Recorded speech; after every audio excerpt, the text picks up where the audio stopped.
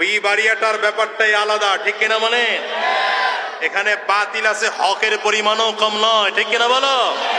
বাংলাদেশে যদি ইসলামের পতাকা উত্তোলন হয়, আমার দিল সাক্ষী দেয় বিবাড়িয়া জেলা থেকে সর্বপ্রথম ইসলামের পতাকা উত্তোলন হবে। ও মেরা নবী মেরা নবী মেরা নবী হ্যায়, ও মেরা নবী মেরা নবী মেরা নবী হ্যায়। বলেন না, ও মেরা নবী মেরা নবী মেরা নবী হ্যায়, ও মেরা নবী মেরা नबी मेरा नबी है, वो जिसके लिए महफिल कौनैन सजी है, फिरदौस बड़ी जिसके वसीले से बनी है। कष्ट है वो हाशिमी,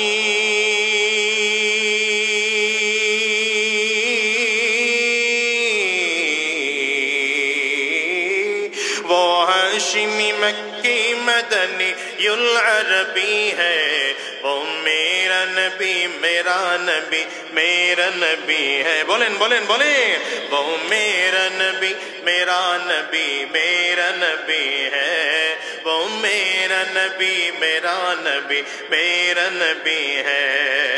अल्लाह का फरमान अलम नशरह लक सदरक, मंसूब है जी से वरफअना लक ज़िक्रक। আবু যর গিফারি রাদিয়াল্লাহু আনহু মক্কার কিনারায় কিনারায় ঘুরে শুনেছি মুহাম্মদ নামে একজন মানুষ ইসলামের দাওয়াত দিতে শুরু করেছে, তাওহীদের দাওয়াত দিতে শুরু করেছে, নিজেকে নবী বলে দাবি করেছে। কি নাম থেকে আমি খবর পেয়ে মক্কায় আসলাম। কোথায় মুহাম্মদ পাওয়া যায়, কোথায় পাওয়া যায় না, কোথায় ঘুরবে আবু যর গিফারি? এদিকে মক্কার মানুষদের মধ্যে চারিদিক থেকে এলান হয়ে গেল, কেউ যদি মুহাম্মদুর রাসূলুল্লাহ সাল্লাল্লাহু আলাইহি ওয়াসাল্লামের সাথে কথা বলে, কথা বলাটাও দণ্ডনীয় অপরাধ। কেউ যদি আমার নবীকে সালাম দেয়, সালাম দেওয়াটাও দণ্ডনীয় অপরাধ। এমনকি আমার নবী কোথায় আছে বাহিরের কোনো মানুষকে যদি এই কথা বলে দেয়, এই কথা বলাটাও দণ্ডনীয় অপরাধ। বাহিরের কোনো মানুষ আসলে মক্কার মানুষ তখন কথা পর্যন্ত বলতো না। আবু যর গিফারি কি নাম থেকে বনু গিফার গোত্র থেকে একা একা মক্কার জমিনে এসে বাইতুল্লাহর সামনে হেলান লাগায় বড় ক্লান্ত শ্রান্ত শরীর নিয়ে বসা। আলী রাদিয়াল্লাহু আনহু সন্ধ্যার সময় রাস্তার সামনে দিয়ে হেঁটে যায়, দূর থেকে একজন মানুষকে দেখে ডাক দেয়, এ ভাই কিছু খেয়েছো নাকি? আবু যর গিফারি ইশারা করে বললেন, না আমি কিছুই খাই নাই। নিজের বাসার থেকে কিছু খানা এনে আবু যর গিফারিকে দিয়ে গেলেন, খানাটা খাওয়া দাওয়া করলেন। একদিন পার হয়ে গেল। ঠিক পরের দিন সন্ধ্যাবেলা হযরত আলী রাদিয়াল্লাহু আনহু বাড়ির দিকে ঢোকার সময় ওই রাস্তা দিয়ে যায়। আজকেও তাকিয়ে দেখেন একই মানুষটা আজকেও বসা। ইশারা করে জিজ্ঞাসা করতেছেন, ভাই রে আজকে কোনো খাওয়া দাওয়া হয়েছে নাকি? বলে না। কেমনে খাবো, বহুদূর থেকে আমি সফর করে এসেছি, রাস্তায় আসতে আসতে খানা সব শেষ হয়ে গেল, সঙ্গে যতটুকু পানি এনেছিলাম তাও শেষ হয়ে গেল। গতকালকে তুমি খানা দিয়েছ, আর এখন পর্যন্ত আমি খানা খাই নাই। হযরত আলী বলেন, অপেক্ষা করো, গতকাল তো খানা এনে তোমার এখানে দিয়েছিলাম, আজকে রাতের বেলায় যখন কাফিররা সব ঘুমিয়ে পড়বে আমি তোমাকে একা একা আমার বাসায় নিয়ে যাব। এখন নেওয়া যাবে না, চারিদিক থেকে মক্কার শত্রুগুলো তাকিয়ে আছে। যদি তোমাকে আমি নিয়ে যাই তখন আমাকেও বড় ঝামেলার মধ্যে ফেলবে, তোমাকেও ঝামেলার মধ্যে ফেলবে। আবু যর গিফারি ধীরে ধীরে রাতের অন্ধকারে হযরত আলী রাদিয়াল্লাহু আনহুর বাসায় চলে গেলেন। আলী রাদিয়াল্লাহু আনহু সামনে খানা দিলেন, ডেকে ডেকে বললেন, ভাই কেন আসছো মক্কায় বলো না? আবু যর গিফারি কোনো জবাব দেয় না। আবারও বলে, ভাই বলো না কেন আসছো? কোনো জবাব দেয় না। বারবার করে প্রশ্ন করলে আবু যর গিফারি বলেন, কেন আসছি জানো? শুনেছি মক্কায় নাকি মুহাম্মদ নামে একজন মানুষ নবী দাবি করেছে, মানুষকে নাকি তাওহীদের দিকে দাওয়াত দেয়, জান্নাতের দিকে দাওয়াত দেয়। আমি তো সেই মুহাম্মদের খোঁজে এসেছি। হযরত আলী রাদিয়াল্লাহু আনহুর সামনে কথা বলার সাথে সাথে চোখ দিয়ে টপ টপ করে পানি পড়তে আরম্ভ করেছে। আর ডাক দিয়ে কয়, ভাই, যেই মানুষটার কথা বলার জন্য আমার কাছে এত ভয় পাও, এত আফসোস করো, এত টেনশন করো, সেই মানুষটার হাতে হাত দিয়ে আমি কালিমা পড়ে মুসলমান হওয়া 3 নম্বর ব্যক্তিত্ব। মোটেও ভয় নাই, চলো না আমি তারে তোমার নবীর কাছে নিয়ে যাব। হযরত আলী বলেন, ভাই রে, তবে এই মুহূর্তে তোমাকে আমার নবীর কাছে নিয়ে যাওয়া যাবে না। এখন যদি নিয়ে যাই, মক্কার মানুষেরা দেখলে তোমাকেও মারবে, আমাকেও জমিন থেকে বিদায় করে ফেলবে। এখন নিয়ে যাওয়া যাবে না, সময় দাও, সকালবেলা আমি তোমাকে নিয়ে আমার নবীর দিকে রওনা করব। কেমনে যাইবা? বলে, আমি সকালবেলা আমার ঘর থেকে বের হব, হাতের মধ্যে একটা পাথর নিয়ে আমি নবী বের হব। নবীজি যেখানে আছে সেই গলির দিকে আমি পাথরটা ফেলবো। আমি নবীর দিকে ঢুকবো না, তুমি বুঝবা ওই গলির মধ্যেই নবীজি আছেন। রওনা করেছেন সকালবেলা। হযরত আলী রাদিয়াল্লাহু আনহু পাথরের টুকরাটা নিয়ে ধীরে ধীরে ধীরে ধীরে সামনের দিকে আগায়। রাহমাতুল লিল আলামিন সাফা পাহাড়ের ভিতরে দারুল আরকামের মধ্যে যায়েদ ইবনে আরকাম রাদিয়াল্লাহু আনহুর বাড়িতে ছিলেন। হযরত আলী রাদিয়াল্লাহু আনহু সেই গলির দিকে পাথরটা ফেলেছেন। দূর থেকে যায়েদ ইবনে আরকাম রাদিয়াল্লাহু আনহু বুঝতে পেরেছেন এই গলির মধ্যেই বুঝি রহমতের নবী আমার আছেন। আস্তে আস্তে আগায়। হযরত আবু যর গফারি বলেন, একটা রাত আমার কাছে এত লম্বা মনে হয় যেন সূর্য আর উঠবে না। কখন জানি সূর্য উঠবে, কখন জানি ফজর হবে, কখন জানি রহমাতুল লিল আলামিনের চেহারাটা আমি দেখব। আবু যর গফারি বলেন, অপেক্ষার প্রহর শেষ হয়ে গেল। সকালবেলা হযরত আলী রাদিয়াল্লাহু আনহু তার ঘর থেকে বের হলেন। একটু করে পাথর হাতের মধ্যে নিলেন, ওই সাফা পাহাড়ের কিনারার দিকে ফেললেন। আমার বুঝতে বাকি নেই এই গলির মধ্যেই বুঝি রহমতের নবী আমার আছেন।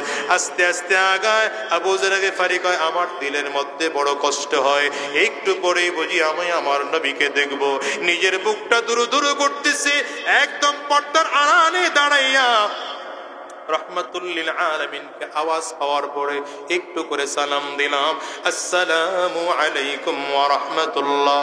ভেতর থেকে জবাব আসলো চমৎকার করে, ওয়া আলাইকুমুস সালাম ওয়া রাহমাতুল্লাহি ওয়া বারাকাতুহু।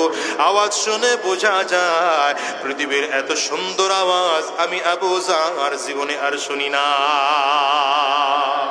আমাকে ভিতরে ঢুকতে অনুমতি দেওয়া হলো। আবু যর গফারি বলেন, পর্দা সরায়া রহমাতুল লিল আলামিনের চেহারার দিকে প্রথম যখন তাকাইলাম, এত সুন্দর আকাশের চাঁদের থেকেও আমার নবীর চেহারা সুন্দর মনে হয়। রহমতের নবীর দিকে হাত বাড়ায় দিলাম। আবু যর গফারি বলেন, কালিমা পড়ে মুসলমান হয়ে গেলাম। এমন করে করে করে করে ধীরে ধীরে ধীরে ধীরে নবুয়ত প্রাপ্ত হয়ে আমার নবী দাওয়াত দিতে আরম্ভ করলেন। 6 বছর বসে 40 জন পয়গম্বরের সাহাবী হয়েছে। এরপরে মক্কা থেকে হিজরত করে নবী মদিনায় গেলেন। 10,000 সাহাবায়ে কেরামদেরকে নিয়ে মক্কা বিজয় করলেন। সর্বশেষ রহমাতুল লিল আলামিন যেদিন বিজয় ভাষণে আমার নবী ভাষণ দিচ্ছেন, 100 লক্ষ সাহাবায়ে কেরামদেরকে লইয়া আমার নবী ভাষণ দিয়েছেন। 100 লক্ষ সাহাবায়ে কেরাম নবীজি ইন্তেকালের পরে গোটা দুনিয়া ছড়িয়ে ছড়িয়ে দাওয়াত দিয়েছেন। আজকে গোটা দুনিয়ায় প্রায় 200 কোটি মুসলমান। মনে রাখবে, সাবধান, এখন বাংলাদেশের পরিস্থিতি দেখে মনে হয় যদিও আমরা 92% মুসলমান, নামে আছি, কামে মুসলমান না। নবীজি বলেছেন, লা ইয়াবকা মিনাল ইসলামি ইল্লা ইসমুহু ওয়া লা ইয়াবকা মিনাল কুরআনি ইল্লা রাসমুহু। এমন একটা যুগ খুব শীঘ্রই আসবে যেই যুগে ইসলাম নামে থাকবে, মুসলমানের নামে থাকবে, আর কাজে থাকবে না। কোরআনের প্রথা থাকবে, কোরআনের প্রথা থাকবে। সাবধান, কোরআন দিয়ে সমাজ বাস্তবায়ন করা যাবে না। এই জন্য আজকের ময়দান থেকে ওয়াদা করে বিদায় হও, বাংলার জমিনে 92% মুসলমান। সাবধান, এই মুসলমান যদি আজ একত্রিত হইয়া বাতিলের বিরুদ্ধে দাঁড়ায়, আর এরা যদি বলে আমরা গোটা দেশটাকে কোরআন দিয়ে শাসন করতে চাই, এই কোরআন দিয়ে গোটা দেশ আবারও শাসন করা সম্ভব। 2 হাত তুলে চিল্লায় জোরে জোরে বলো ঠিক কিনা? তৈয়ার আছেন তো ইনশাআল্লাহ?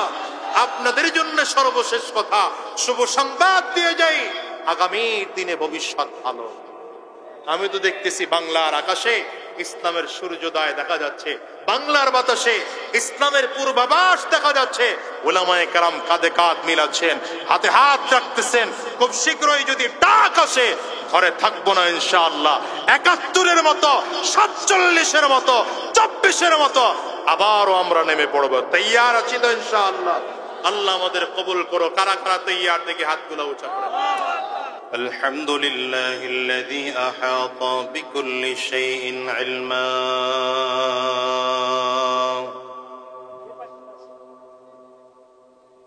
وقضى بما يريد حكمة وحكما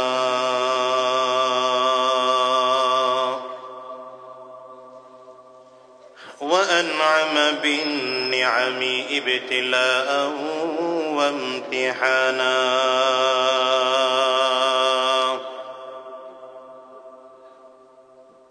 ونشهد أن لا إله إلا الله وحده لا شريك له ونشهد أن محمدا عبده ورسوله اللهم صل على محمد وعلى آله وصحبه وسلم تسليما كثيرا كثيرا أما بعد فأعوذ بالله من الشيطان الرجيم بسم الله الرحمن الرحيم والذين جاهدوا فينا لنهدينهم سبلنا وإن الله لمع المحسنين صدق الله العظيم وصدق رسوله النبي الكريم ونحن على ذلك من الشاهدين والشاكرين والحمد لله رب العالمين سبحانك لا علم لنا إلا ما علمتنا إنك أنت العليم الحكيم رب اشرح لي صدري ويسر لي أمري واحلل عقدة من لساني يفقه قولي لا إله إلا الله জোরে জবান খুলে আওয়াজ দিয়ে সকলে মিলে আন্তরিকতার সাথে লা ইলাহা ইল্লাল্লাহ। সবাই এখনো জবান খুলতে পারেন নাই, জবান খুলে সকলে লা ইলাহা ইল্লাল্লাহ।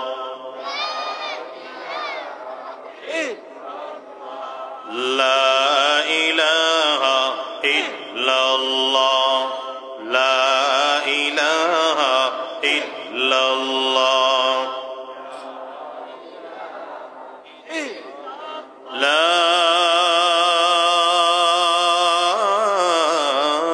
ইলাহা ইল্লাল্লাহ মুহাম্মাদুর রাসূলুল্লাহ।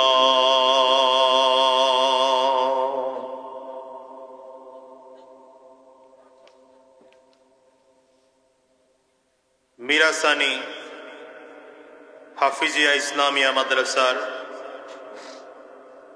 33তম ইসলামী মহাসম্মেলন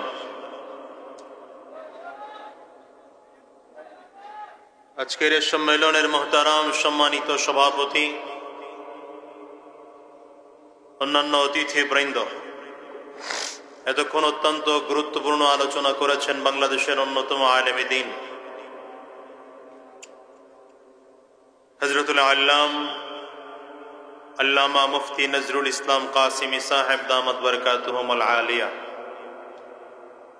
খুব অল্প সময় কথা বলবো, লম্বা সময় নয়, তবে এই সময়টুকু ধৈর্য ধরে বসে কথা শুনবার মতো অবস্থা আপনাদের আছে তো? দ্বীনি আলোচনা শুনবার জন্য সর্বপ্রথম শর্ত হচ্ছে ধৈর্য। ধৈর্য থাকতে হয়। অধৈর্য হলে এখানে হাঁটাচলা বন্ধ করতে হবে, এটা হাঁটাচলা করা যাবে না। দ্বীনি আলোচনায় ধৈর্য ধারণ করে বসতে হয়। তৈয়ার আছেন ইনশাআল্লাহ? ইনশাআল্লাহর আওয়াজ ভালো পাই না। তৈয়ার আছেন ইনশাআল্লাহ?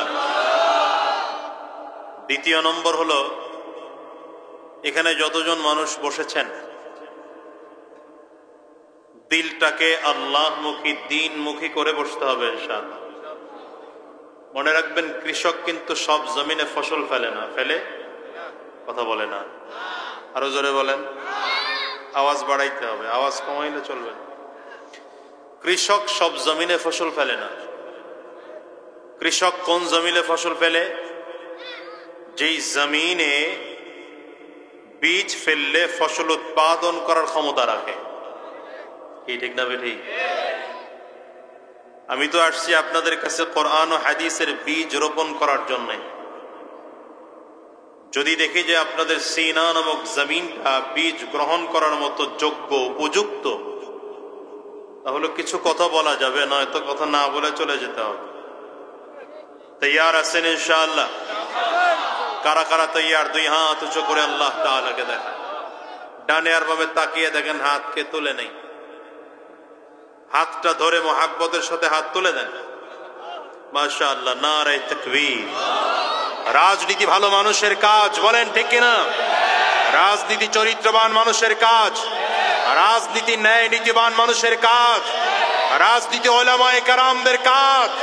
সুতরাং কোন চোর আর ডাকাত আর গুন্ডা আমার দেশে রাজনীতি নামে ধোঁকাবাজি করবে, 24-এর গণ অভ্যুত্থানের পরে আমার বাংলাদেশে আমরা সেটা হতে দেব না, দেব না। দুই হাত তুলে চিল্লা বলো ঠিক কিনা?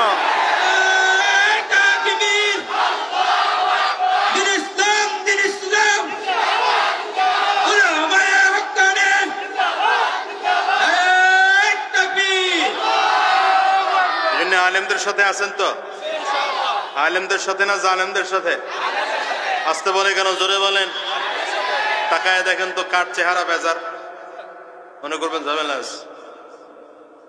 আলেমদের সাথে থাকতে বললে যদি কারো চেহারা বেজার হয়ে যায়, বুঝুন যে ভেজাল আছে। কি কথা কন না? হ্যাঁ, আবার একটু পরে কিছু মানুষ ওঠা শুরু করবে, কারণ যার যার গায়ে লাগবে সে আবার একটু উঠবে। দেখবেন উঠে যায় কে কে, এটা খেয়াল রাখবেন। কিছু বলবেন না, খালি বলবেন যে আপনি কি এই দলেননি, যারা পালাইছে একর দলেননি আপনি। কি কথা কন না কেন? ঠিক বলেন। আলেমদের সাথে না জালেমদের সাথে? জোরে বলেন, জোরে বলেন। ইসলামের পক্ষে না ইসলামের দুশমনদের পক্ষে? কোরআনের পক্ষে না কোরআন বিদ্বেষীদের পক্ষে? দ্বীনের পক্ষে না দ্বীন বিরোধীদের পক্ষে? কোরআনের পক্ষে থাকতে তৈয়ার আছে তো মুসলমান ইনশাআল্লাহ? আবু বকর সিদ্দিক রাদিয়াল্লাহু আনহু ছিলেন ইসলামে নরম মানুষ। উমর ফারুক রাদিয়াল্লাহু আনহু ছিলেন ইসলামে গরম মানুষ। বলেন, দুইজন মানুষেরই দরকার ছিল কি ছিল না? ঠিক তেমনি ভাবে কিছু মানুষের আলোচনা নরম, কিছু মানুষের আলোচনা গরম, কিছু মানুষের কথার বলার ধরন নরম, কিছু মানুষের কথা বলার ধরন গরম। দুইটাই দরকার আছে, ঠিক না? ঠিক বলেন। যখন বাতিল শক্তি ইসলামের প্রতি আঘাত করবে, তখন আল্লামা মামুনুল হকের মতো বজ্রকণ্ঠের দরকার আছে। তখন মুফতি সৈয়দ মোহাম্মদ ফয়জুল করিম শেখ চরমনার মতো বজ্রকণ্ঠের মানুষেরও দরকার আছে, ঠিক কিনা বলেন? আবার জাতিকে দ্বীনের রাস্তায় ডাকার জন্য ওই কুয়াকাটা হুজুরের মতো নরম সুরের মানুষেরও দরকার আছে, আল্লামা খালিদ সাইফুল্লাহ আইয়ুবীর মতো নরম কণ্ঠের মানুষেরও দরকার আছে, ঠিক না? আল্লাহ আমাদের কবুল করুন, আমিন বলেন। জোরে চিল্লায় আওয়াজ করে আরো জোরে বলেন আমিন। প্রিয় ভাই, যে আলোচনা করার জন্য বসছি সেটা হচ্ছে ইসলাম গোটা দুনিয়াতে ছড়িয়েছে ত্যাগের কারণে। বলেন, এটা হচ্ছে আমার মৌলিক কথা। গোটা দুনিয়াতে ইসলাম ছড়িয়েছে কিসের কারণে? আজকে গোটা দুনিয়াতে প্রায় 200 মুসলমান, 200 কোটি মুসলমান গোটা পৃথিবীতে। অথচ 1450 বছর আগের ইতিহাস যদি দেখেন তাহলে ইতিহাস দেখবেন এমন যে রাসূলুল্লাহ সাল্লাল্লাহু আলাইহি ওয়াসাল্লাম গোটা মক্কার গারে হেরা থেকে নবুয়ত প্রাপ্ত হয়ে জমিনে এসেছেন একা মাত্র, আর কেউ না। গোটা পৃথিবীতে মুসলমান শুধুমাত্র কে ছিলেন? আমার নবী একা। কথা বুঝে না? অথচ বর্তমানে গোটা বিশ্বে মুসলমানের সংখ্যা কত? আজ থেকে 1450 বছর আগের ইতিহাসে চলে যান। জিবরিল আমিন রাসূলুল্লাহ সাল্লাল্লাহু আলাইহি ওয়াসাল্লামের সামনে দাঁড়িয়ে বলেছিলেন, ইকরা ইয়া মুহাম্মদ। নবী আলাইহিস সালাতু ওয়াস সালাম, কথা কয় না বাবা, আব্বু কথা কয় না, দুইজন দুই জায়গায় যাও, মাঝখানে 5 হাত নিরাপদ দূরত্ব রাখো। এদিকে, হ্যাঁ মাশাআল্লাহ, ঠিক আছে।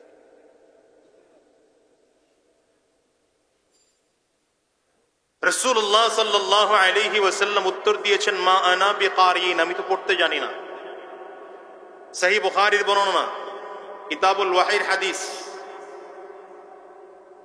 রাসূলুল্লাহ সাল্লাল্লাহু আলাইহি ওয়াসাল্লাম যখন বললেন পড়তে জানি না, জিবরিল আমিন কি করলেন? নবীজি নিজেই বলেন, ফাআখাযানি ফাগাত্তানি হাত্তা বালাগা মিন্নিল জুহদ। জিবরিল আমাকে ধরলেন, ধরে সিনার সাথে সিনা মিলাইলেন, সিনা মিলিয়ে চাপ দিলেন, এত জোরে চাপ দিয়েছেন যে ব্যথা পেয়েছি আমি। নবী বলেন, ফাআরসালানি, এরপরে আমাকে ছেড়ে দিলেন, ছেড়ে দিয়ে আবারও বললেন, ইকরা, পড়েন। নবীজি দ্বিতীয়বারে বললেন, মা আনা বিকারিন, পড়তে জানি না আমি। জিবরিল আমিন আবারও ধরলেন, নবীজির সিনার সাথে সিনা মিলিয়ে আবারও জোরে চাপ দিলেন, আবারও ছেড়ে দিলেন, ছেড়ে দিয়ে এবার বললেন, ইকরা বিসমি রাব্বিকাল্লাযী খালাক। ওই প্রভুর নামে পড়েন যে প্রভু আপনাকে সৃষ্টি করেছেন। প্রথমবার ছেড়ে দিলেন, নবী বললেন পড়তে জানি না। দ্বিতীয়বারও ছেড়ে দিলেন, নবী বললেন পড়তে জানি না। তৃতীয়বার যখন চাপ দিয়ে ছেড়ে দিয়ে যখনই বললেন, ইকরা বিসমি রাব্বিকাল্লাযী খালাক, যে প্রভু আপনাকে সৃষ্টি করেছেন সেই প্রভুর নামে পড়া শুরু করেন। নবীজিও গড়গড় করে পড়া শুরু করেছেন, ইকরা বিসমি রাব্বিকাল্লাযী খালাক, পড়েন। اقرأ باسم ربك الذي خلق خلق الإنسان من علق اقرأ وربك الأكرم الذي علم بالقلم علم الإنسان ما لم يعلم الله أكبر। প্রথমবারে নবী বললেন পড়তে জানি না, দ্বিতীয়বারে রহমাতুল লিল আলামিন বললেন পড়তে জানি না, তৃতীয়বারেও নবীজি বললেন পড়তে জানি না। চাপ দিয়ে তৃতীয়বার যখন ছেড়ে দিলেন তখনই নবীজি পড়া শুরু করলেন। এবার রহমাতুল লিল আলামিন হেরা গুহা থেকে নবুয়ত পেয়ে ওয়াহী প্রাপ্ত হয়ে আম্মা জান খাদিজাতুল কুবরা রাদিয়াল্লাহু আনহার কাছে চলে এসেছেন। আম্মা জান খাদিজার সামনে দাঁড়ায়া পয়গম্বর আরবি সাল্লাল্লাহু আলাইহি ওয়াসাল্লাম বললেন, জাম্মিলুনি, আমাকে চাদর দিয়ে ঢেকে দাও। চাদর দেওয়া হলো। আম্মা জান খাদিজা এক চাদর দিয়ে আমার নবীকে ঢাকলেন। নবীজির জ্বর তারপরও যায় না, কাঁপুনি বন্ধ হয় না। আর একটা চাদর দিয়ে রহমাতুল লিল আলামিনকে ঢেকে দেওয়া হলো। রহমাতুল লিল আলামিনের কাঁপুনি তখনও বন্ধ হয় না। এবার আরো একটা চাদর দিয়ে নবীজিকে ঢেকে দেওয়া হলো। এখন নবীজির কাঁপুনি বন্ধ হয় না। আম্মা জান খাদিজা রাসূলুল্লাহ সাল্লাল্লাহু আলাইহি ওয়াসাল্লামকে চাপ দিয়ে জড়ায় ধরলেন। নবীজি তাকায় বলেন, খাদিজা ইন্নী খাশিতু আলা নফসি, আমার বড় ভয় হয়, মনে হয় আমি দুনিয়ার মধ্যে আর বাঁচবো না। আম্মা জান ডেকে বলেন, কাল্লা মিনাল্লাহি মা ইউখজিকাল্লাহু আবাদা।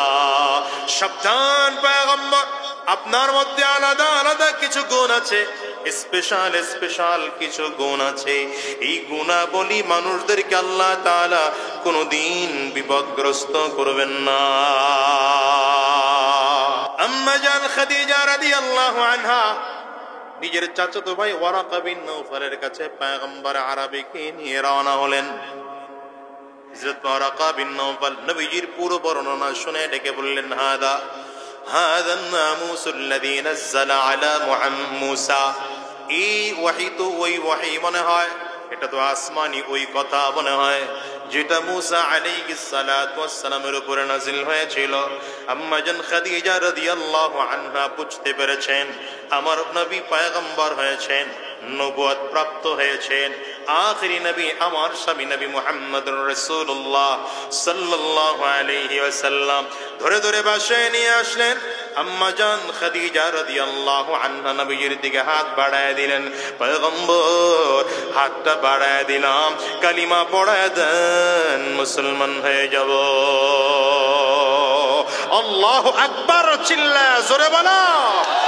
वो मेरा नबी मेरा नबी मेरा नबी है, वो मेरा नबी मेरा नबी मेरा नबी है। बोलें ना, वो मेरा नबी मेरा नबी मेरा नबी है, वो मेरा नबी मेरा नबी मेरा नबी है। वो जिसके लिए महफिल कौनैन सजी है, फिरदौस बड़ी जिसके वसीले से बनी है। कष्ट है वो हाशिमी,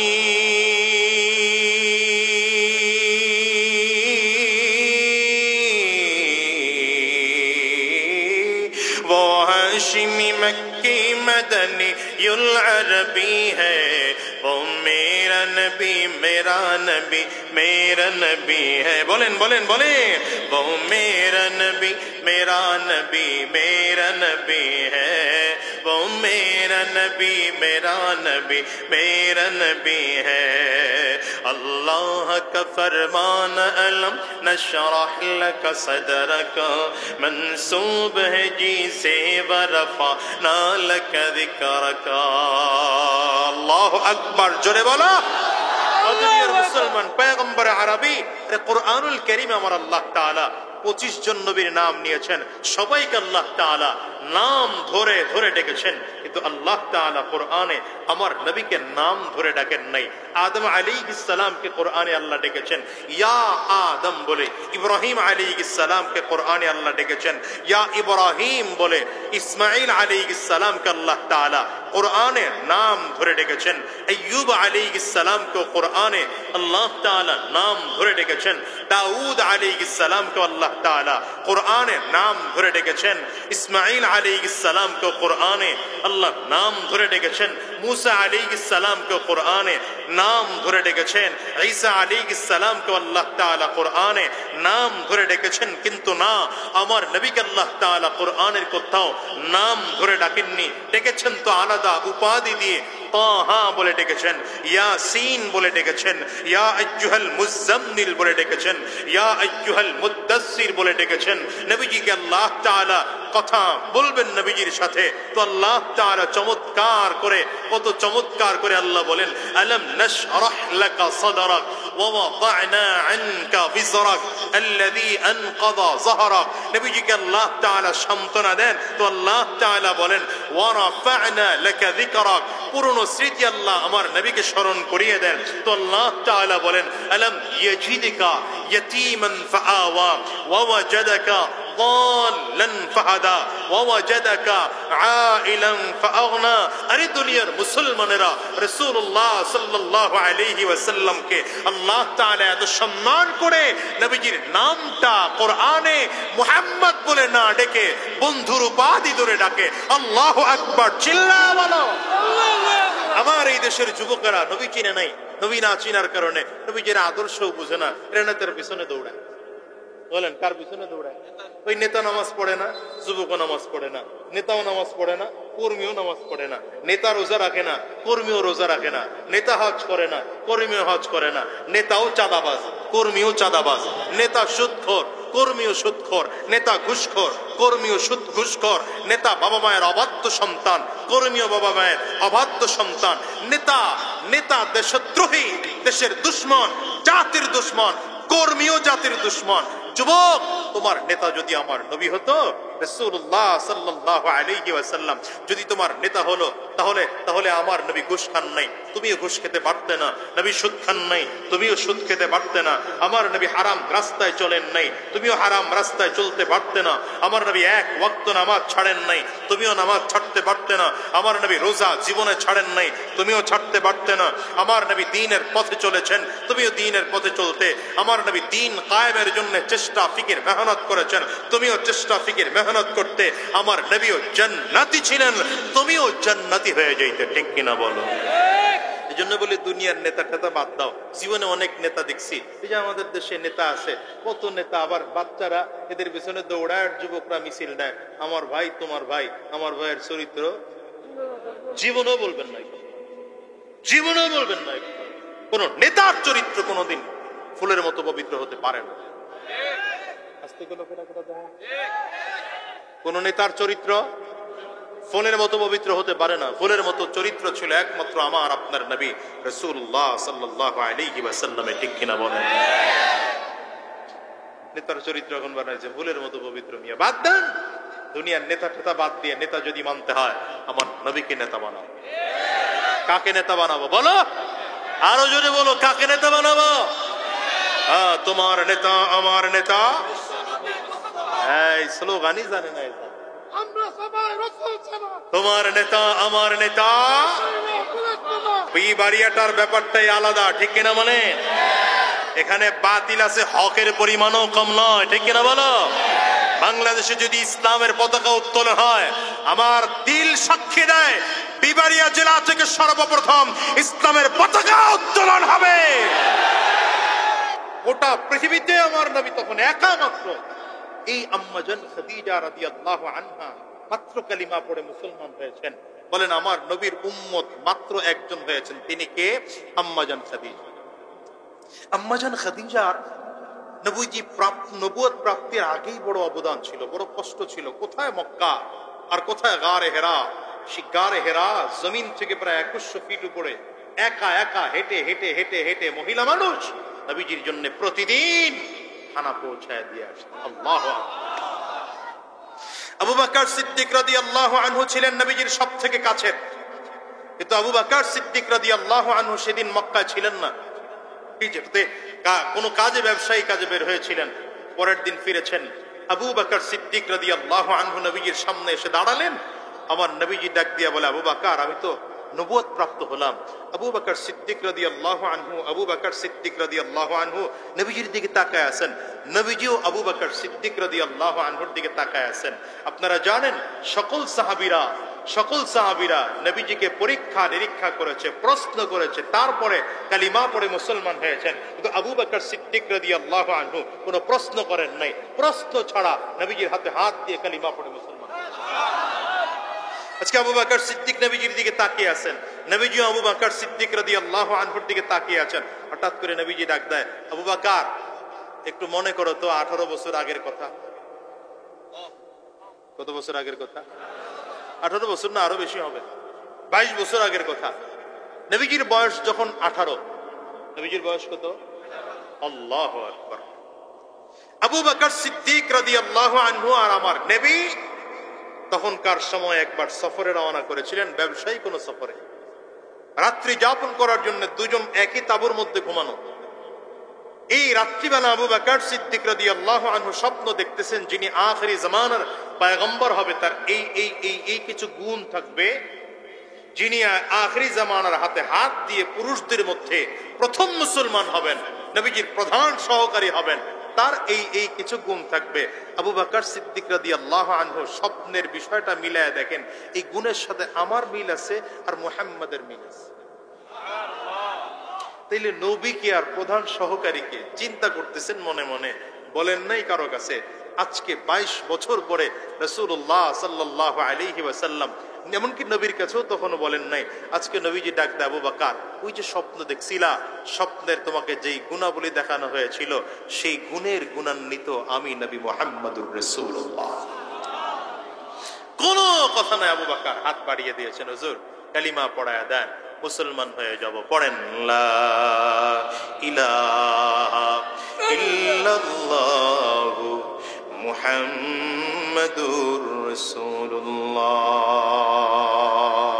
আশহাদু আল্লা ইলাহা ইল্লাল্লাহু ওয়া আশহাদু আন্না মুহাম্মাদান আবদুহু ওয়া রাসূলুহু।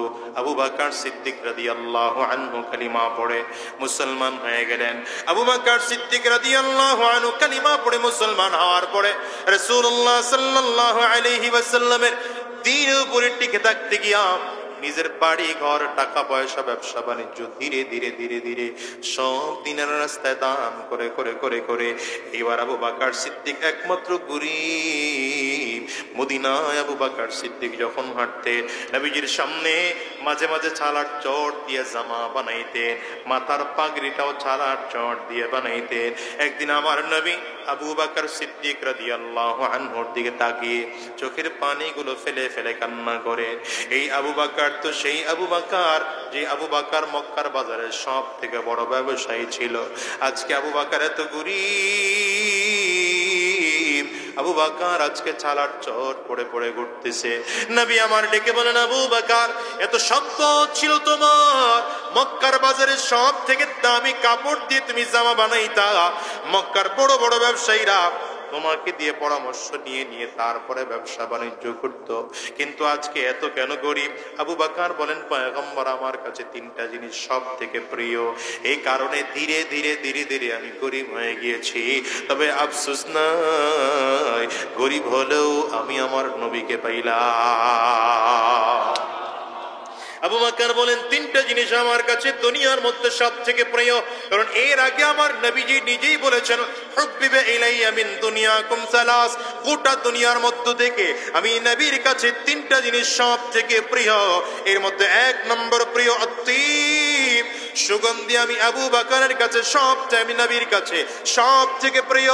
দ্বিতীয় নম্বর রাসূলুল্লাহ সাল্লাল্লাহু আলাইহি ওয়াসাল্লাম বলেন, নিসা মহিলা জাতি আমি নবীর কাছে বড় প্রিয়। তিন নম্বর পয়গম্বর আরবি বলেন, জুইলাত কুররাতু আইনি ফিস সালাহ, নামাজের মধ্যে আমি নবীর চোখের শীতলতা খুঁজে পাই। নবী যখন বলেন আমার কাছে তিনটা জিনিস প্রিয়, আবু বকর বলেন পয়গম্বর আমার কাছেও তিনটা জিনিস প্রিয়।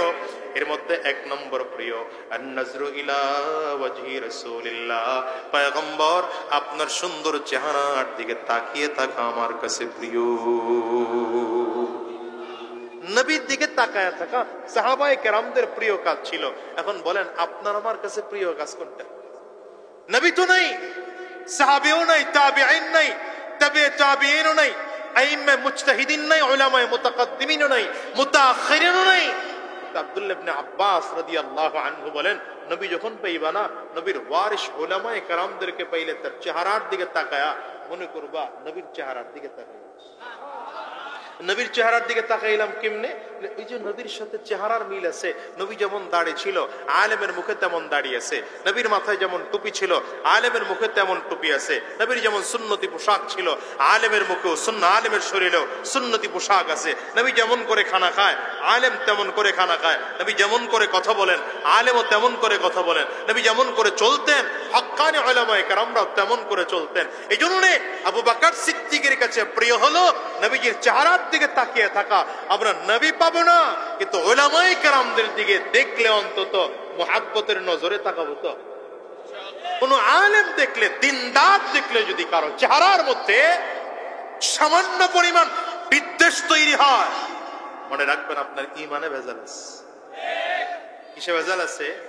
হযরত সুমামা রাদিয়াল্লাহু আনহু নামের একজন ব্যক্তি, সাহাবায়ে কেরাম তাকে অ্যারেস্ট করে নিয়ে আসছেন মক্কায়। রাসূলুল্লাহ সাল্লাল্লাহু আলাইহি ওয়াসাল্লামের কাছে আনে সাহাবায়ে কেরাম মসজিদে নববীর খুঁটির সাথে বাঁধছেন। মদিনায় মসজিদে খুঁটির সাথে বাইদা নবীজি এবার জিজ্ঞাসা করতেছেন, সুমামা বলো তো তোমার কি অবস্থা? সুমামা বলেন, মুহাম্মদ যদি আমারে শাস্তি দাও দিতে পারো, কারণ আমি যেই পরিমাণ তুমি আর তোমার সাহাবীদেরকে কষ্ট দিয়েছি আমি শাস্তির যোগ্য।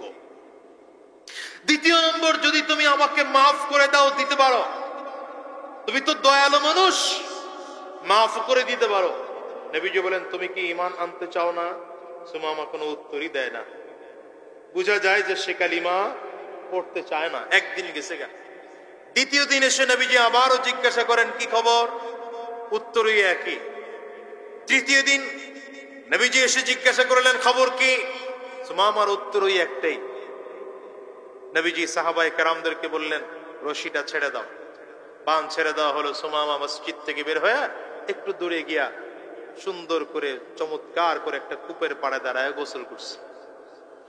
গোসল করে পাক পবিত্র হয়ে আবার মসজিদে নববীর দিকে ফিরে আসতেছে। সাহাবায়ে কেরাম তাকায় দেখে আশ্চর্য ব্যাপার, যেই লোকটারে এতক্ষণ বেঁধে রাখলাম সেই লোকটারে ছেড়ে দেওয়ার পরে এখন আবার গোসল করে আসতেছে, এসে খুব মুহাব্বতের সাথে নবীজির সামনে বসে পড়ছে। হয় নাই সুবহানাল্লাহ, হয় নাই, আরো জোরে সুবহানাল্লাহ। নবীজির হাতে হাত বাড়ায় দিয়া বলেন, মুহাম্মদ কালিমা পড়ায় দাও, মুসলমান হয়ে যাব। সুমামা কালিমা পড়ে মুসলমান হয়ে এবার নবীজিকে বলেন, মুহাম্মদ কিছুক্ষণ আগে আমার কাছে তিনটা জিনিস ছিল পৃথিবীর মধ্যে সব থেকে অপছন্দের, আর এখন পৃথিবীর মধ্যে এই তিনটা জিনিস হয়েছে আমার সব থেকে বেশি পছন্দের। এক নম্বর, মুহাম্মদ তোমার চেহারা ছিল আমার কাছে পৃথিবীর সব থেকে ঘৃণিত চেহারা, তো ঈমান আনার পরে দেখলাম তোমার চেহারা আমার কাছে সব থেকে প্রিয় চেহারা। এত প্রিয় চেহারা, এত মুহাব্বতের চেহারা আমি আর কোথাও দেখি নাই। দ্বিতীয় নম্বর, মুহাম্মদ তোমার শহর ছিল আমার কাছে সব থেকে ঘৃণার শহর, কিন্তু এখন মনে হলো তোমার শহর আমার কাছে সব থেকে মুহাব্বতের শহর। তিন নম্বর, তোমার ধর্ম ছিল আমার কাছে সব থেকে ঘৃণিত ধর্ম, তো এখন আমার কাছে মনে হলো তোমার ধর্ম আমার কাছে সব থেকে প্রিয় ধর্ম। আলেমদের চেহারা যদি দেখলে কারো ঘৃণা আসে, কারো মেজাজ গরম হয়, মৌলবাদ গন্ধ আসে, জঙ্গি গন্ধ আসে, মনে করতে হবে ঈমানের মধ্যে ঝামেলা আছে। আরো জোরে চিল্লায় বলেন ঠিক না বেঠিক? মুসলমান বন্ধুরা আমার, এই জন্যে পয়গম্বর আরবির দিকে তাকায় আবু বকর সিদ্দিক বলেন, এক নম্বর প্রিয় আন-নাজরু ইলা ওয়াজহি রাসূলিল্লাহ, পয়গম্বর আপনার সুন্দর চেহারার দিকে তাকিয়ে থাকা আমি আবু বকরের কাছে সব থেকে প্রিয়। দ্বিতীয় নম্বর, ইনফাকু মালি আলা রাসূলিল্লাহ, আবু বকর সিদ্দিক বলেন, পয়গম্বর আমার কাছে দ্বিতীয় নম্বর প্রিয়। আপনার সুন্দর চেহারার দিকে তাকিয়ে থাকা প্রথম প্রিয়, দ্বিতীয় নম্বর আপনার জন্য আমার সব সম্পদগুলো খরচ করা আমার কাছে প্রিয়। তিন নম্বর, পয়গম্বর আমার একটা বাচ্চা মেয়ে আছে, নাম তার আয়েশা, মাত্র 6 বছর বয়স। আমার খুব মনটায় চায় আমার এই আয়েশাকে আপনার কাছে বিয়ে দেব। নবী আমার কোনো কথা বলেন না, চুপ করে আছেন, হ্যাঁ বলেন না, না বলেন না। হঠাৎ করে আবু বকর সিদ্দিক রাদিয়াল্লাহু আনহু নবীজির চেহারার দিকে তাকিয়ে আছেন। আমার নবী হ্যাঁ বললেও সমস্যা, না বললেও সমস্যা। নবীজি যদি হ্যাঁ বলেন তাইলে অল্প বয়সে আম্মাজান আয়েশা সিদ্দিকাকে আমার নবী বিয়ে করতে হয়, যেটা হয়তো আমার নবীর দ্বারা সম্ভব না। আবার যদি ডিরেক্টলি না বলে দেন তাইলে আবু বকর সিদ্দিক রাদিয়াল্লাহু আনহুর মতো প্রিয় মানুষটা কষ্ট পেয়ে যায়। নবীজিও বসা আছেন, আবু বকর সিদ্দিক রাদিয়াল্লাহু আনহু বসা আছেন। হঠাৎ করে পয়গম্বর তাকায় দেখেন জিবরাইল আমিন এসে রেশমি রুমাল একটা নিয়ে পয়গম্বর আরবের সামনে হাজির হয়ে গেল। রেশমি রুমালটা নবীজির সামনে ধরে ডাক দেয়, পয়গম্বর এই রেশমি রুমালটা আল্লাহ তাআলা আপনার কাছে দিয়ে পাঠাইছেন, এর মধ্যে নাকি একটা মেয়ের ছবি আছে। আমার আল্লাহ বলেছেন এই মেয়েটাকে যদি পছন্দ হয় বিয়ের প্রস্তাব আমার আল্লাহ নিজে দিয়ে পাঠাইছে। রাহমাতুল লিল আলামিন আবু বকর সিদ্দিক রাদিয়াল্লাহু আনহুকে ডেকে বলেন, আবু বকর এইবার তোমার মেয়েটা ছোট না বড়, সুন্দর না অসুন্দর, সুন্দর না কালো, দেখার কোনো প্রয়োজন নাই, আমি নবী বিয়ে করার জন্য তৈয়ার। এই আবু বকর সিদ্দিক রাদিয়াল্লাহু আনহু দ্বিতীয় নম্বরে কালিমা পড়ে মুসলমান হয়েছেন। অর্থাৎ পুরুষদের মধ্যে সর্বপ্রথম কালিমা পড়ে মুসলমান হলেন। এরপরে হযরত আলী রাদিয়াল্লাহু আনহু কালিমা পড়ে মুসলমান হলেন। ইসলামের দ্বিতীয় বর্ষে মুসলমানদের সংখ্যা মাত্র 4-5 জন মুসলমানদের সংখ্যা।